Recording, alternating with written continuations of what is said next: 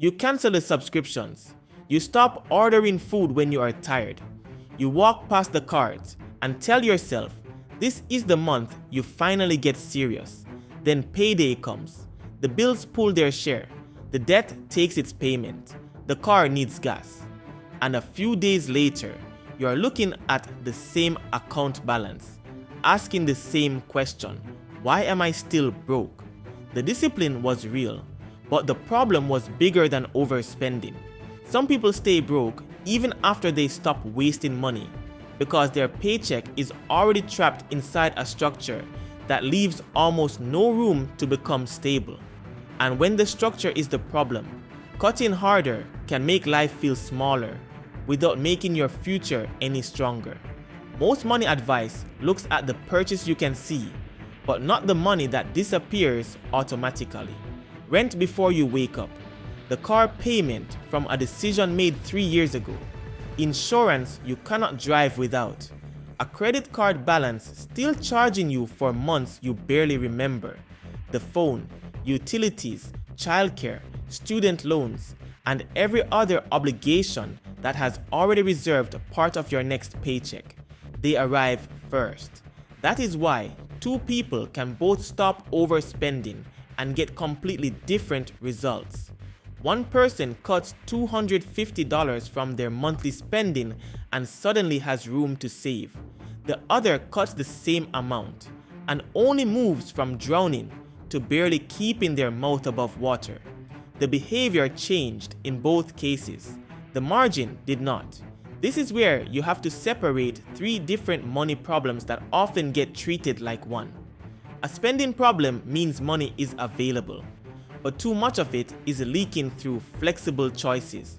You earn enough to cover the basics and build something, but frequent upgrades, convenience spending, impulse purchases, or lifestyle habits keep consuming the gap. In that case, cutting helps because the money was there. It was simply being redirected. An income problem is different. That is when the cost of a basic life is too close to or higher than what your work brings in. You can cancel everything fun and still have almost nothing left. You're not losing the month through careless spending. The month is expensive before you make a single optional choice. And then there is a structure problem. A structure problem means you may earn enough on paper, but too much of the paycheck already belongs to fixed costs, old debt, and automatic obligations. Whatever remains has no protected job. Savings happens only if the month is unusually quiet. Investing waits for a future version of life with fewer problems. Every emergency goes back on the card. Every raise gets absorbed by a payment, an upgrade, or a cost that quietly becomes permanent. This is how someone can stop overspending and still stay broke. They remove the visible leaks, but the financial system underneath them still sends nearly every dollar towards survival and the past. The latest household spending data makes this easier to understand. Housing and transportation alone accounted for just over half of average household spending in 2024. That means the two biggest claims on many paychecks are not lattes or small subscriptions. They are where you live and what it costs to move through your life. You can save $6 on lunch, but if your rent rises by $200, the math does not care how disciplined lunch felt. You can stop shopping for a month, but if the car payment, insurance, fuel, and repairs consume hundreds every month, the account may still feel frozen. Small choices matter when they become a pattern, but small cuts cannot always overpower large commitments. And that distinction matters because people often turn a structural problem into a character judgment. They think, I must not be trying hard enough, so they cut something else. They feel guilty buying anything that makes life easier. They compare grocery prices to save 80 cents, while a high interest balance quietly costs far more. The problem is, believing 80 cents is the lever that will change everything. When the large claims stay untouched, extreme frugality can become a way of feeling in control without actually changing the direction of the money. You become very good at surviving the same system. But survival is not the same as building wealth. Wealth begins when some part of your income stops being consumed by the present and starts buying ownership, time, or future options. It might be cash that prevents the next repair from becoming debt, retirement contributions that grow after the workday ends, or money used to remove a payment permanently. But if every dollar is assigned to maintaining the current month, nothing is left to change the months that come after it. That is why I stopped overspending and I am building wealth are not the same sentence. One removes a bad pattern, the other creates a new destination for the money. The Federal Reserve's latest household survey found that only 55% of adults had enough emergency savings to cover 3 months of expenses. Among people who said they always had money left at the end of the month, 86% had that kind of buffer. Among those who never had money left, only 13% did. That gap is not just about who understands saving. It shows what margin does. When money is consistently left over, stability becomes possible.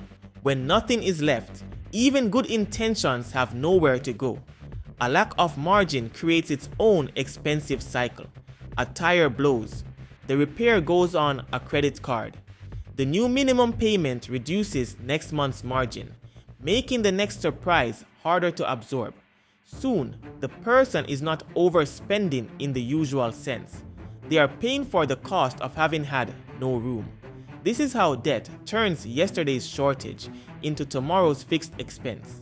And once enough of the paycheck belongs to the past, earning more does not always feel like moving forward. A raise arrives, but part of it catches up the card. Another part covers the rent increase, and the rest disappears into postponed costs. The income changed, the structure stayed the same. So what do you do when cutting small expenses is no longer changing your life? First, stop looking only at where the money went. Look at the order in which it was claimed. Take one normal paycheck and divide it into 3 groups. What keeps life running now? What is paying for the past? What is building your future? Your essentials keep life running. Debt payments and financed purchases pay for the past. Savings, investments, and extra debt payments build the future. Then look at the proportions, not to shame yourself, but to see the system clearly. If almost everything goes to the first 2 groups, your biggest problem is not that you bought coffee. Your future has no protected place in the order. Second, identify whether your next move requires a spending lever, an income lever, or a structure lever.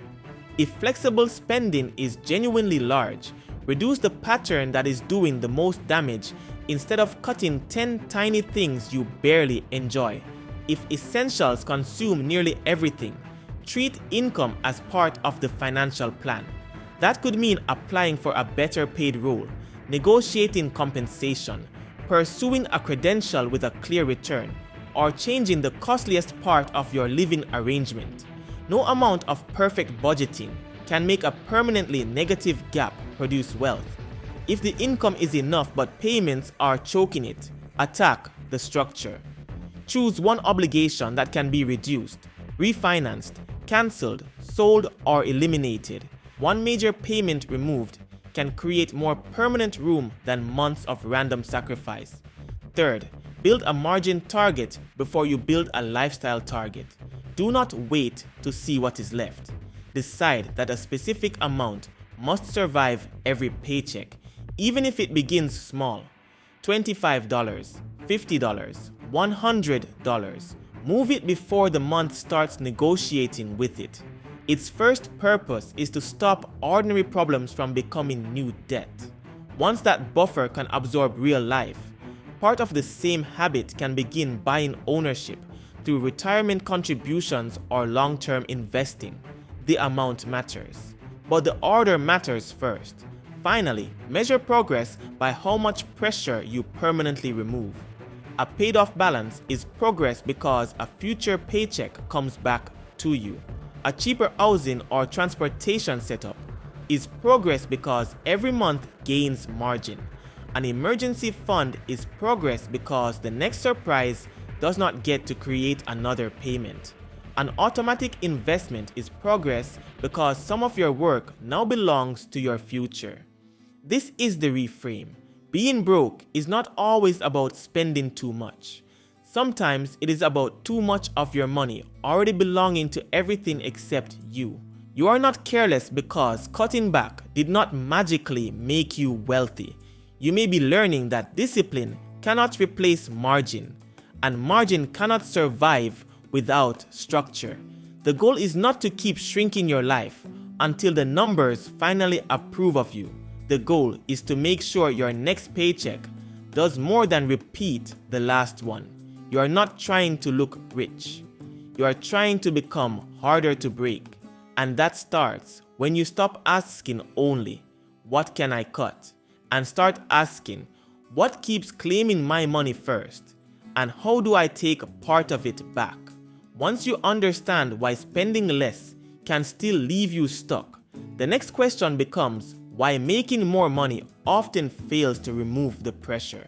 Because a larger paycheck can disappear just as quickly when every raise is absorbed instead of converted into margin, ownership, and options.